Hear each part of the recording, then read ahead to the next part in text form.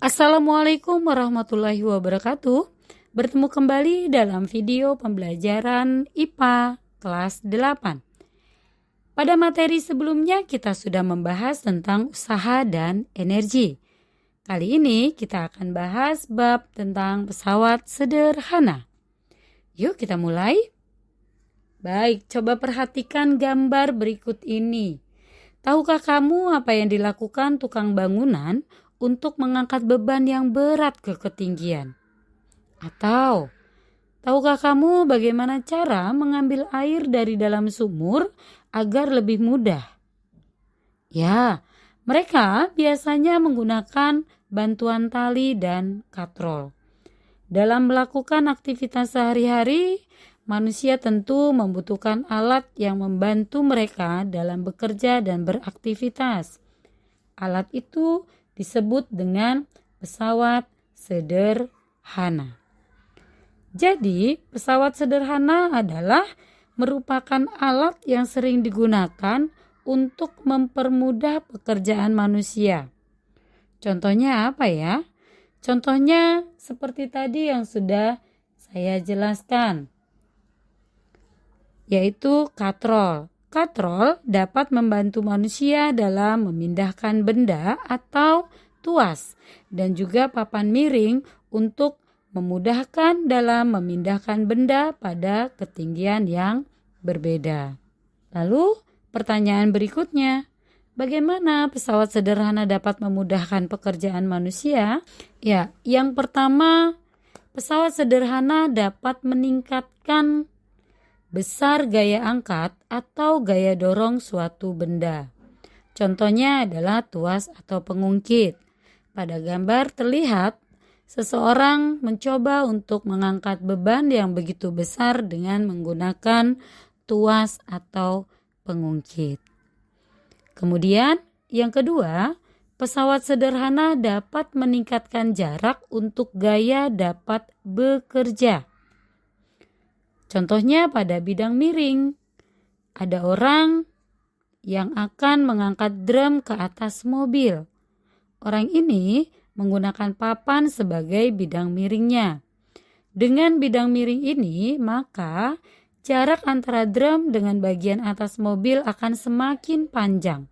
Namun, usaha yang digunakan untuk mengangkat drum ke atas mobil akan semakin kecil. Gitu ya. Kemudian yang ketiga, pesawat sederhana dapat mengubah arah gaya yang bekerja. Contohnya tadi pada katrol, saat kita menimba air di sumur, gaya yang kita berikan pada ember air adalah menggerek tali ke arah bawah, sedangkan ember air yang berada dalam sumur akan naik ke atas. Paham ya? Kemudian, bagaimana sih prinsip kerja pesawat sederhana? Oke, kita perhatikan pada gambar ada tuas atau pengungkit yang memiliki 3 titik utama. Yang pertama adalah titik kuasa. Titik kuasa adalah tempat memberikan gaya kuasa. Kemudian pada ujung ada titik beban. Titik beban itu adalah tempat meletakkan benda yang akan diangkat. Dan pada bagian tengah yang segitiga itu adalah titik tumpu. Titik yang menjadi tumpuan untuk beban dan biasanya bersifat tetap. Nah, selanjutnya kita akan membahas tentang macam-macam pesawat sederhana. Oke, ada 4 jenis pesawat sederhana yang sering digunakan, yaitu yang pertama adalah tuas atau pengungkit. Yang kedua adalah bidang miring, ketiga katrol, dan keempat roda berporos. Yuk kita bahas satu persatu. Ya, yang pertama macam-macam pesawat sederhana adalah tuas atau pengungkit. Tuas atau pengungkit adalah pesawat sederhana yang terbuat dari benda yang keras, seperti balok kayu, bambu, atau batang logam yang digunakan untuk mengangkat benda atau memindahkan benda yang lebih besar. Pengungkit ini bisa memudahkan usaha dengan menggandakan gaya kuasa dan mengubah arah gaya.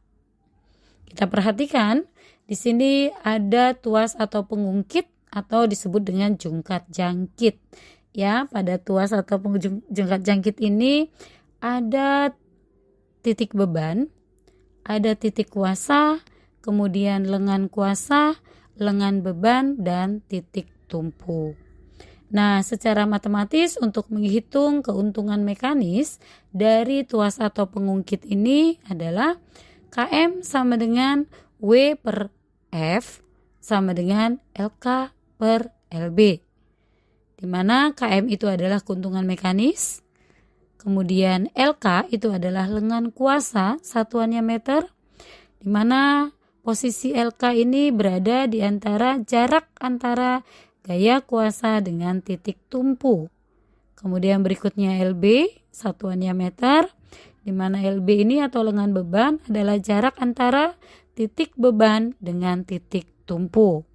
Kemudian ada F atau disebut dengan gaya, satuannya Newton, serta W atau beban, satuannya adalah Newton. Ya, paham ya? Kemudian pengungkit ini sendiri terbagi menjadi 3 jenis. Kita akan bahas satu persatu.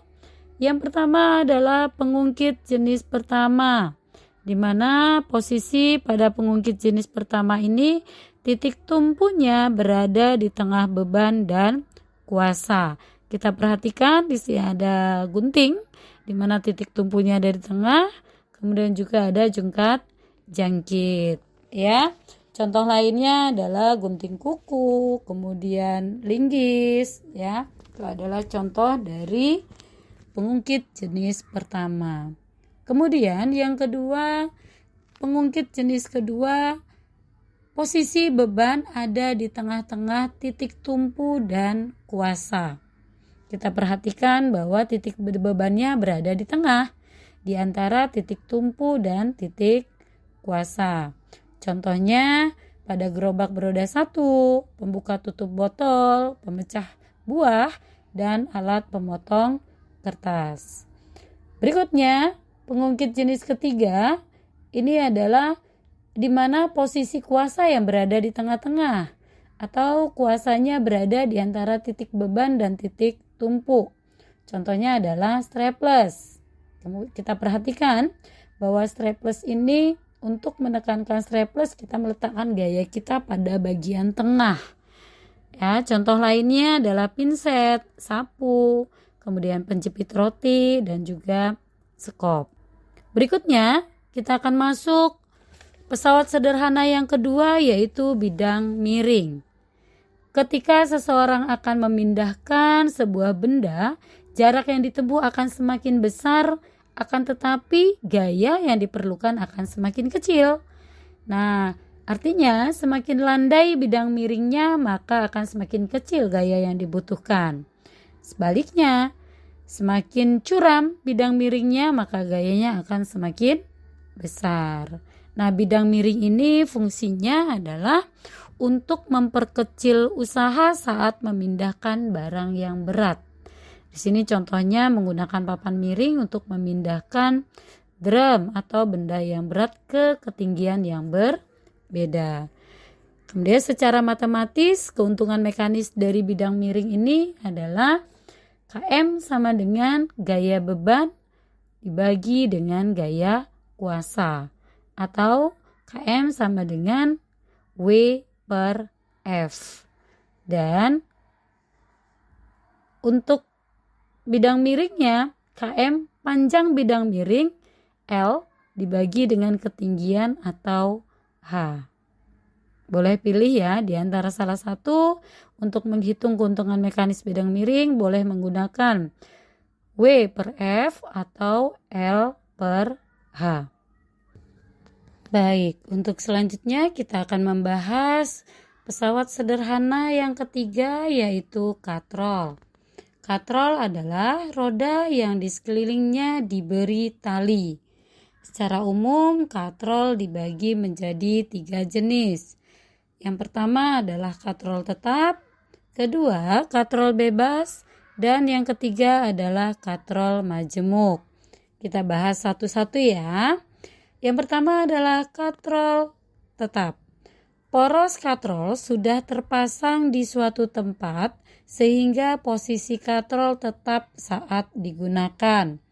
Pada katrol tetap ini, gaya kuasanya bernilai sama dengan berat bebannya. Jadi sehingga untuk keuntungan mekanis dari katrol tetap ini bernilai 1. Ya. Contoh daripada katrol tetap adalah tiang bendera, sumur timba, dan lain-lain. Kemudian yang kedua adalah katrol bebas. Katrol bebas, perhatikan gambar pada katrol bebas. Poros katrol tidak terpasang pada tempat yang tepat, sehingga posisi katrol dapat berpindah saat digunakan. Di mana pada katrol bebas ini, gaya kuasanya bernilai setengah daripada berat bebannya. Sehingga keuntungan mekanis untuk katrol bebas bernilai 2. Kemudian yang berikutnya, contoh dari katrol bebas adalah gondola, alat angkat peti kemas di pelabuhan, katrol di gudang, dan katrol pada alat derek mobil. Kemudian berikutnya, katrol jenis ketiga adalah katrol majemuk. Katrol majemuk ini merupakan gabungan dari katrol bebas dan katrol tetap. Coba kalian perhatikan gambar dari katrol majemuk ini. Di mana katrol majemuk ini memiliki keuntungan mekanis dengan menghitung jumlah tali pada katrol yang digunakan. Ya, sehingga keuntungan mekanis dari katrol majemuk adalah dengan menghitung jumlah tali pada katrol yang melekat. Contohnya adalah alat pengangkut benda, kren, alat derek mobil, alat pengangkat barang di pelabuhan, dan juga sistem katrol pada layar kapal. Bagaimana anak-anak, sudah paham? Berikutnya yang keempat, pesawat sederhana yang keempat adalah roda. Roda merupakan benda yang sangat umum kita jumpai dalam kehidupan sehari-hari. Dan roda ini sangat meringankan pekerjaan manusia karena roda ini dapat memperkecil gaya. Ya, jadi fungsi dari roda adalah untuk memperkecil gaya yang dibutuhkan untuk menggeser suatu benda dengan gaya gesek. Keuntungan mekanis dari roda adalah dengan menghitung jari-jari roda dibagi jari-jari poros. Contohnya adalah gerobak, mobil, motor, ataupun sepeda. Oke, bagaimana? Kalian sudah memahami untuk materi pesawat sederhana ini? Untuk lebih memahami atau mengetahui tingkat kemampuan kalian dalam memahami materi pesawat sederhana ini, maka silakan kalian kerjakan soal evaluasi berikut. Setelah kalian mengerjakan, kalian bisa berdiskusi dengan teman kalian ataupun dengan guru kalian. Demikian pembelajaran tentang pesawat sederhana kali ini. Semoga bermanfaat dan assalamualaikum warahmatullahi wabarakatuh.